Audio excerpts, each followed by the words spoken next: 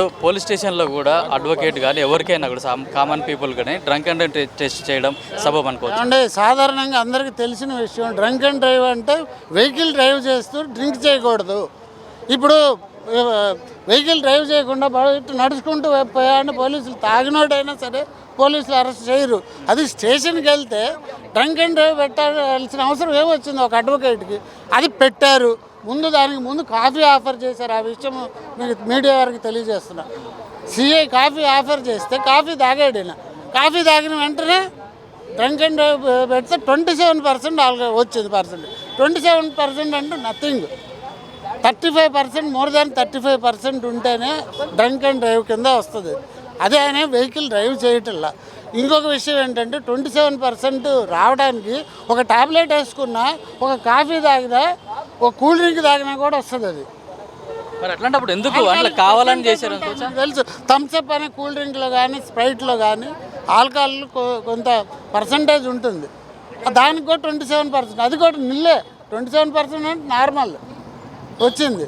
అది చేయాల్సిన బలవంతంగా అది 30 మంది పోలీసులకు రౌండ్ అప్ చేసి నువ్వు పెడతావా లేదా, బ్రీత్ అనలైజర్లకు నువ్వు సహకరిస్తావా లేదా, లేకపోతే నీ మీద తప్పుడు కేసులు పెడతావా అని అంటే ఏంటండి? అది ప్రెజరైజ్ చేయటం కదా, ఆయన ఒత్తిడి తీసుకురావటం కదా. ఇప్పుడు ఆధారాలు, ఇందాక ఒక ప్రశ్నకి సమాధానం చెబుతున్నా, ఆధారాలు లేకుండా ఊరికే ఎలిగేషన్స్ పెట్టరు కదండి. ఇప్పుడు ఒక్కొళ్ళు 5 లక్షలు, ఒకళ్ళు 10 లక్షలు, ఒకళ్ళు 15 లక్షలు, 25 లక్షలు అప్పులు చేసో, నగలు తాకట్టు పెట్టో, లేకపోతే ఎక్కడో తీసుకొచ్చి వాళ్ళు ఆస్తులకు అమ్ముకునో తీసుకొచ్చి పెట్టుబడి పెట్టారు. ఇంత వడ్డీ ఇస్తాం, బయట మార్కెట్ రేటు కన్నా అధిక వడ్డీ ఇస్తామంటే ఏదో సామాన్య ప్రజలు కాబట్టి ఆశపడ్డారు, పెట్టారు. దానికి కావాల్సిన బ్యాంక్ ట్రాన్సాక్షన్స్ ఉన్నాయి, బ్యాంక్ అకౌంట్ స్టేట్మెంట్లో ఉన్నాయి, ఆధారాలతో వచ్చారు. ఒక న్యాయవాది దగ్గరికి వెళ్ళినప్పుడు ఆయన ఏం చేస్తాడండి, 10 మంది అయ్యా మాకు అన్యాయం జరిగింది, మా డబ్బులు పెట్టాం, ఇదిగోండి బ్యాంక్ స్టేట్మెంట్, మాకు న్యాయం చేయండి సార్ అని వచ్చారు. అట్లాగే సుబ్బారావు గారి దగ్గరికి కూడా వచ్చారు. వస్తే వాళ్ళని తీసుకుని కంప్లైంట్ ఇద్దామని చెప్పేసి వాళ్ళతో కంప్లైంట్ ఇప్పిద్దామని పోలీస్ స్టేషన్, పంజాగుట్ట పోలీస్ స్టేషన్కి వెళ్తే ఇప్పుడు జరిగిందంతా ఇదండి. అప్పటి వరకు ఒక రకం ఏదో ఎవరి నుంచో ఫోన్ వచ్చింది. ఇప్పుడు ఎవరు ఫ్రాడ్ చేశారనే విషయం మేము లోతుగా పోవటం లేదండి. ఒక అడ్వకేట్కి జరిగిన అవమానం మాత్రమే మేము మాట్లాడుతున్నాం. అది అడ్వకేట్ ప్రొటెక్షన్ యాక్ట్ ఈ మధ్య వచ్చింది. ఫస్ట్ కేసు అవుతుంది. ఇది ఫస్ట్ కేసు పోలీస్ హెరాస్మెంటు ఒక న్యాయవాది మీద. కాబట్టి మేము అందరం హైకోర్టు న్యాయవాదులు కానీ, టోటల్ తెలంగాణ న్యాయవాది సంఘం కానీ అతనికి అండగా ఉంటాము. మా హక్కుల కోసం మేము పోరాడతాం. ధన్యవాదాలు. బ్రీత్ అనలైజర్ టెస్ట్ చేయడం అది ఒక హైకోర్టు అడ్వకేట్ కూడా అది పోలీస్ స్టేషన్లో చేయడం ఎంతవరకు సబబు? లేకుంటే వాళ్ళు పోలీసు వాళ్ళ మీద ఏమైనా హై ఇన్ఫ్లుయెన్స్ పడి మీ అడ్వకేట్ అట్లా చేశారు అనుకోవచ్చా? ఇక్కడ నమస్కారం అండి, నా పేరు కౌశిక్, నేను హైకోర్టు న్యాయవాదిని.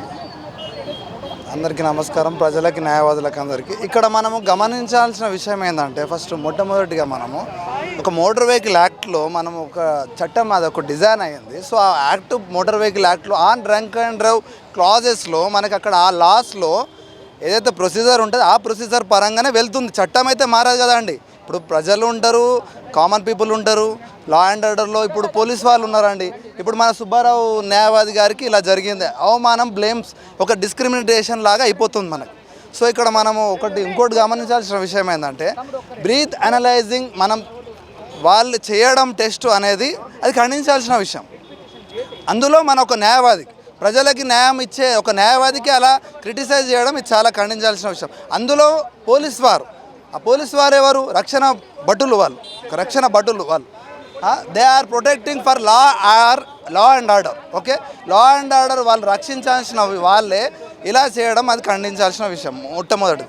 మరొక విషయం ఏంటంటే, breath analyzing on drunk and drive on the person who has riding in the vehicle, they only can test for eligible for the breath analysis. వాకేబుల్ పక్కిన టోన్ చేస్తా, నేను ఎదుటి టోన్ చేస్తా అంటే కాదు అది. ఆ యొక్క న్యాయవాది ఎందుకు వచ్చిండు? వాళ్ళ క్లయింట్ రిప్రజెంట్ చేయడానికి. ఒక కేసు ఎలా ఉంది, ఏంది, ఆ status procedure as per rule అతను యూనిఫామ్ వచ్చారు.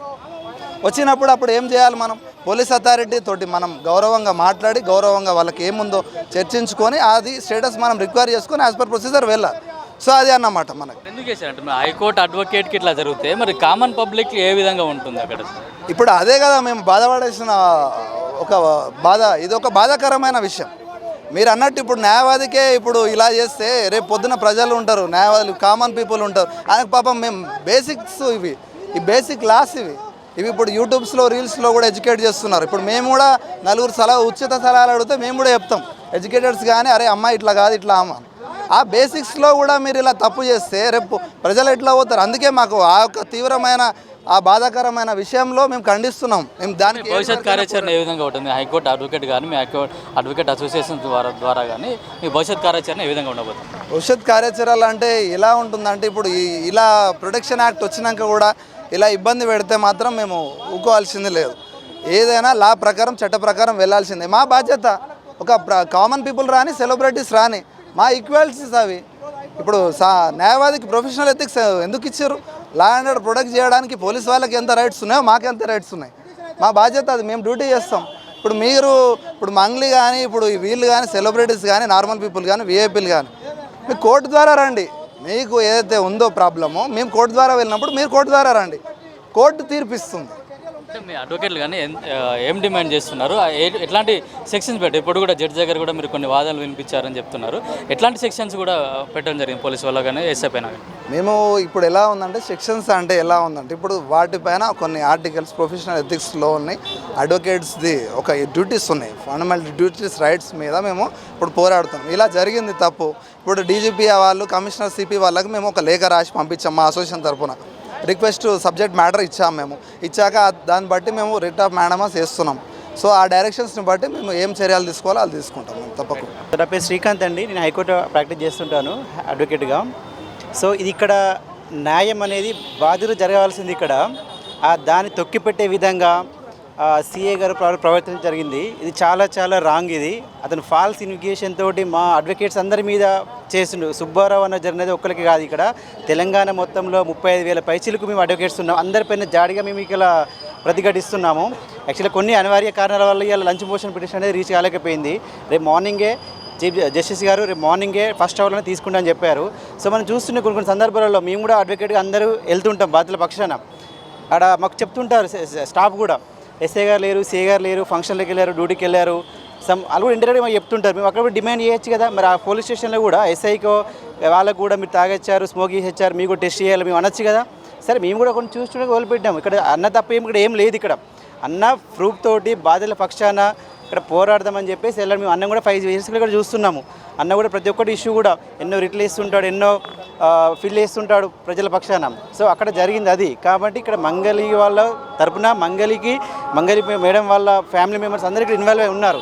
100% వాళ్ళను కాపాడే ప్రయత్నంలో, వాళ్ళను ఇక్కడ సత్యాన్ని అసత్యం చేసే విధానంలో ఐ ఇన్ఫ్లుయెన్స్ తోటి ఆ సిఏ గారు కానీ, సిపి గారు కానీ వాళ్ళ ప్రెషర్ ఉండే వల్ల అది చేశాడు. కాబట్టి ఇక్కడ 30 మంది రౌండప్ చేయడం అనేది చాలా చాలా దుర్మార్గమైన చర్య. ఇక్కడ 100% సుబ్బన్నకు జరిగినది కాదు, ఇక్కడ అందరికీ జరిగింది. కాబట్టి రేపు రాబోయే ఇష్యూ వల్ల రాబోయే దాన్ని బట్టి చూసుకుంటే మేము హైకోర్టులో 9,500 మంది అడ్వకేట్స్ ఉంటాం. 100% అన్న కోసం మేము సపోర్ట్ చేస్తుంటాం.